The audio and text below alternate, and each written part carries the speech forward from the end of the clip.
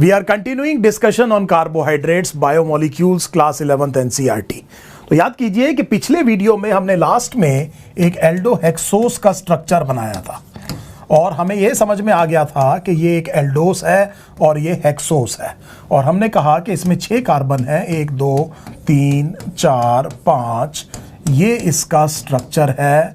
और मैंने कुछ इस तरह का स्ट्रक्चर आपके सामने बनाया था, देखिए बड़े ध्यान से।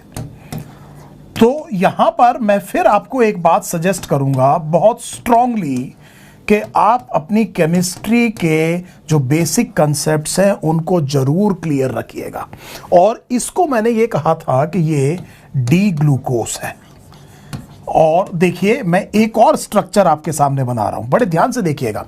मैं एक और स्ट्रक्चर बना रहा हूं, फिर मैंने 6 कार्बन की चेन बनाई, 3 4 5 6, यही फंक्शनल ग्रुप यहां पर है, और बिल्कुल उल्टा कर दिया। तो मैंने क्या करा, OH, कार्बन नंबर 3 पर देखिए यहां पर H OH, बाकी देखिए OH H, यहां पर फिर OH H, ये OH H और H। अगर आप दोनों में देखें तो दोनों का मॉलिक्यूलर फॉर्मूला आप पढ़ेंगे तो देखेंगे C6H12O6 है। 1 2 3 4 5 6 कार्बन। H देखिए 1 2 3 4 5 6 7 8 9 10 11 12। O6 देखिए 1 2 3 4 5 6। तो ये C6H12O6 है। सिमिलरली ये है, इन दोनों को हम इस वाले प्रोजेक्शन को, ये जो ओपन चेन स्ट्रक्चर जिसकी मैं बात कर रहा हूं, इस वाले को आप कहेंगे एल ग्लूकोस। अब देखिए ये जो शब्द है ये पोलराइजेशन लाइट की वजह से, ये dextro rotatory levo rotatory, generally वहां से ये शब्द नहीं है, ये इनेंशियोमर्स है। इसलिए याद रखिएगा कि जब भी आप ऑर्गेनिक केमिस्ट्री पढ़ेंगे तो ये डी ग्लूकोस, एल ग्लूकोस, और ये जो शब्द मैंने आपको इस्तेमाल किया डेक्स्ट्रो रोटेटरी लीवो रोटेटरी, या मैंने ज्यादा इंपॉर्टेंटली जो शब्द आपसे इस्तेमाल किया कि ये इनेंशियोमर किसे कहते हैं। अब ये ओपन चेन स्ट्रक्चर है ग्लूकोज का, 2 हो सकते हैं, 2 इनेंशियोमर, एक को हमने कहा डी ग्लूकोस और एक को हमने कहा एल ग्लूकोस। देखिए इसके बाद में होता यह है कि they can get converted into a ring form.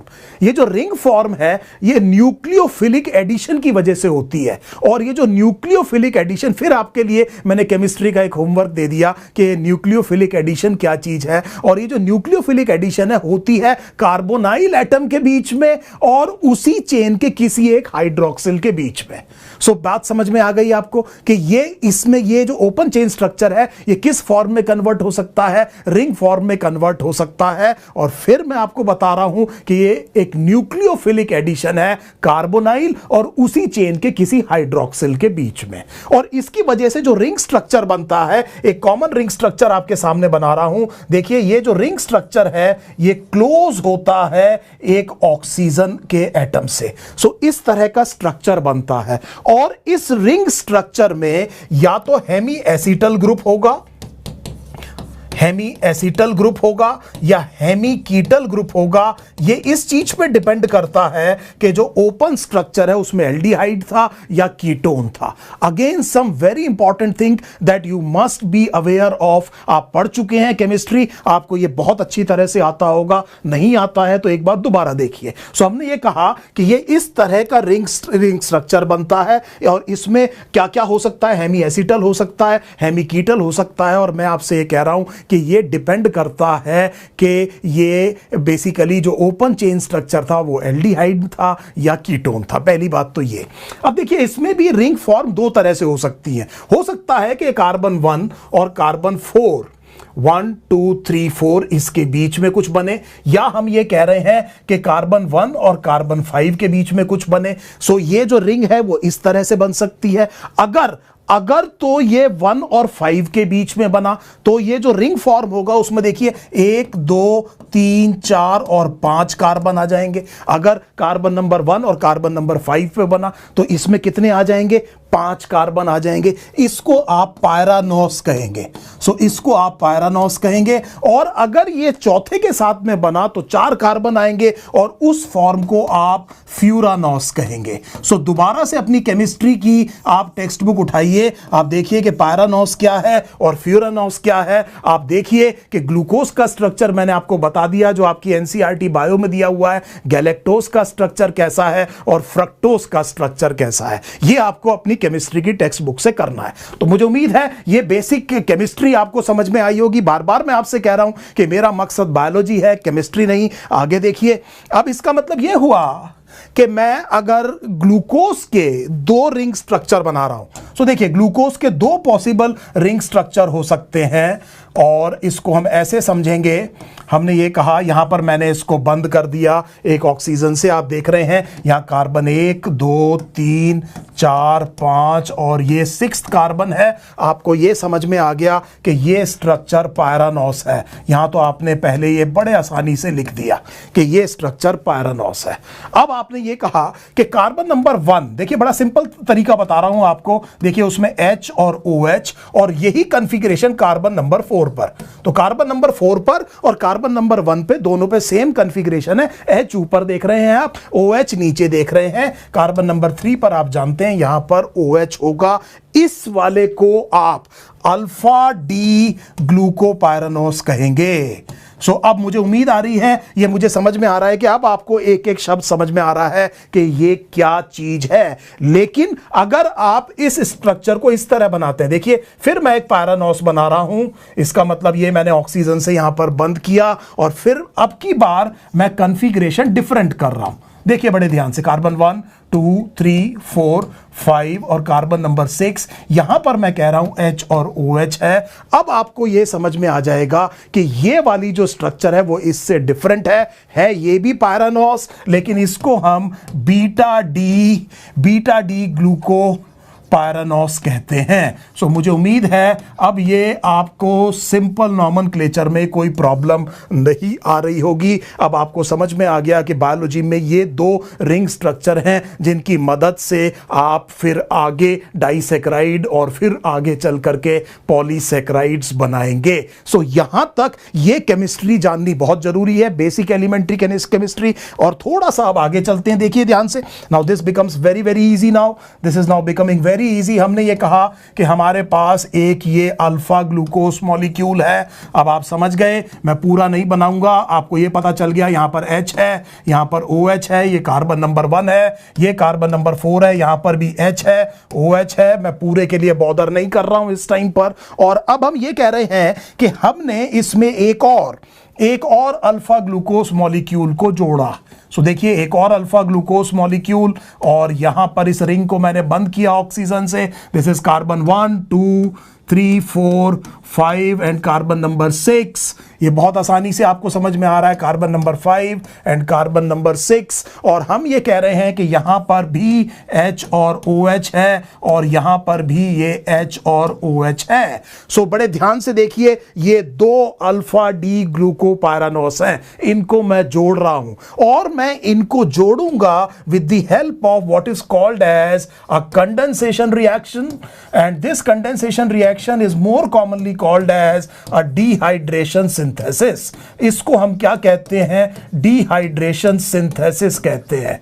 और ये जो बॉन्ड बनेगा, इस बॉन्ड को मैं कहूंगा ग्लाइकोसिडिक बॉन्ड। सो यहां पर जो बॉन्ड बनेगा इसका नाम है ग्लाइकोसिडिक बॉन्ड। ध्यान दीजिएगा, इसको मैंने क्या कहा? Glycosidic bond. सो इस ग्लाइकोसिडिक बॉन्ड को बनाने में क्या होगा कि आप एक से H और एक से OH निकालेंगे और इस ऑक्सीजन की मदद से इन दोनों मोनोसैकराइड्स को एक दूसरे से जोड़ देंगे। यह वाटर मॉलिक्यूल कंडेंस हो जाएगा, इसीलिए मैं इसे डिहाइड्रेशन सिंथेसिस कह रहा हूं। और देखिए कि जो बॉन्ड बनेगा वो कुछ इस तरह का बॉन्ड बनेगा।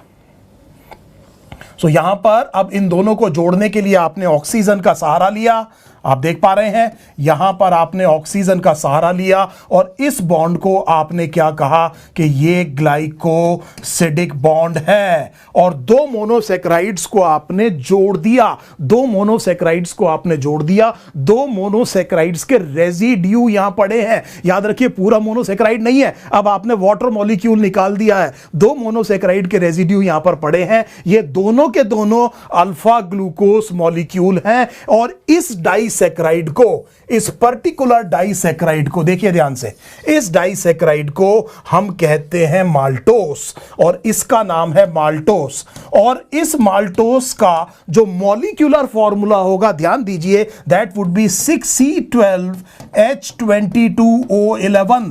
सो दोबारा देख लीजिए, मैं आपसे कह रहा हूं कि इसका जो मॉलिक्यूलर फॉर्मूला होगा वो मॉलिक्यूलर फॉर्मूला होगा, मैं दूसरा कलर ले लेता हूं, C12H22O11। ये नहीं होगा H24O12 क्योंकि मैंने डिहाइड्रेशन सिंथेसिस किया है, ये नहीं होगा। This will be the molecular formula of a disaccharide.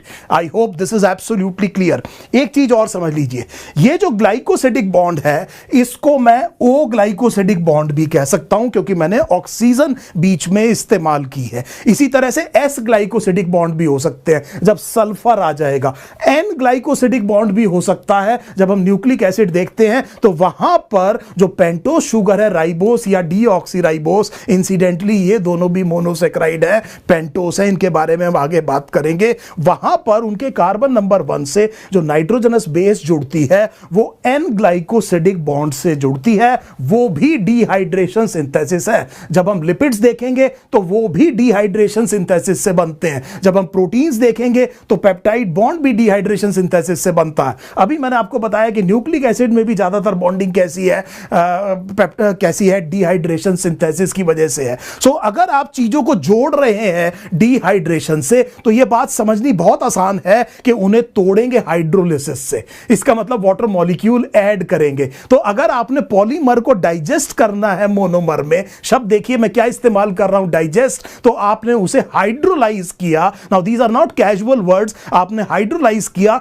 Water molecule add किया, एक को H दे दिया, एक को OH, दोनों को एक दूसरे से अलग कर दिया। इसीलिए वी आर नॉट सरप्राइज्ड कि all digestive enzymes are actually called as hydrolysis. So आप बायोमॉलिक्यूल में कॉमन थीम ये देखेंगे कि मैं बार बार डिहाइड्रेशन सिंथेसिस इस्तेमाल करूंगा और मुझे समझ में आ गया कि मैं जोड़ रहा हूं डिहाइड्रेशन से और तोड़ूंगा हाइड्रोलिसिस से, इसीलिए सारे डाइजेस्टिव एंजाइम्स को हाइड्रोलिसिस कहा जाता है। याद कीजिए सेल स्ट्रक्चर, एक ऑर्गेनेली याद कीजिए लाइसोसोम, लाइसोसोम के अंदर भी हाइड्रोलिसिस होते हैं, वहां भी आपने देखा है कि वो सारी चीजें डाइजेस्ट कर सकते हैं, बस फर्क ये है कि वो एसिडिक मीडियम में काम करते हैं, उन्हें एसिड हाइड्रोलिसिस कहते हैं।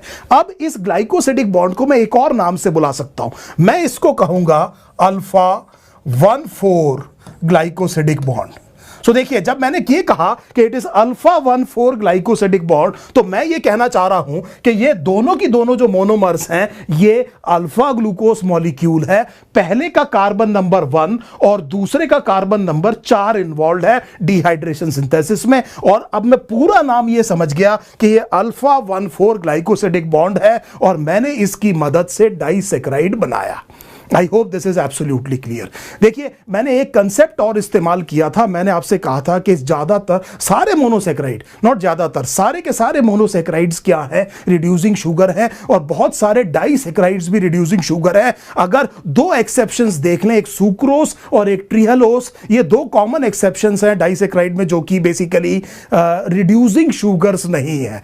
अब ये जो कंसेप्ट है ये आप केमिस्ट्री में पढ़ेंगे, बायोलॉजी में थोड़ा सा आपको ये रिकलेक्ट करना पड़ेगा कि what is an anomeric carbon. Anomeric carbon किसे कहते हैं? ये जो साइक्लिक आइसोमर्स है, एनोमर्स, ये शब्द क्या चीज है, और एनोमेरिक कार्बन किसे कहते हैं? सो अगर आपने एक डाइसैकेराइड बनाया और किसी एक शुगर का एनोमेरिक कार्बन फ्री है ताकि वो एल्डिहाइड में कन्वर्ट हो सके। याद कीजिए, मैंने पिछले वीडियो में आपसे कहा था कि अगर कीटोन भी है तो टॉटोमराइजेशन से एल्डिहाइड में कन्वर्ट होना पड़ेगा, तभी वो रिड्यूसिंग शुगर हो सकता है। सो अगर आप एक डाइसैकेराइड बना रहे हैं और किसी एक शुगर पर इस तरह से ये एनोमेरिक कार्बन फ्री है तो it will act as a reducing sugar. Sucrose में क्या होता है कि दोनों की दोनों जो मोनोमेरिक सब यूनिट हैं, उन दोनों के एनोमेरिक कार्बन डिहाइड्रेशन सिंथेसिस में ग्लाइकोसिडिक लिंकेज में इन्वॉल्व हो जाते हैं, इसलिए फ्री नहीं रहते कि वो ओपन स्ट्रक्चर में और एल्डिहाइड कॉन्फ़िगरेशन में आ सके, and that is why it is not a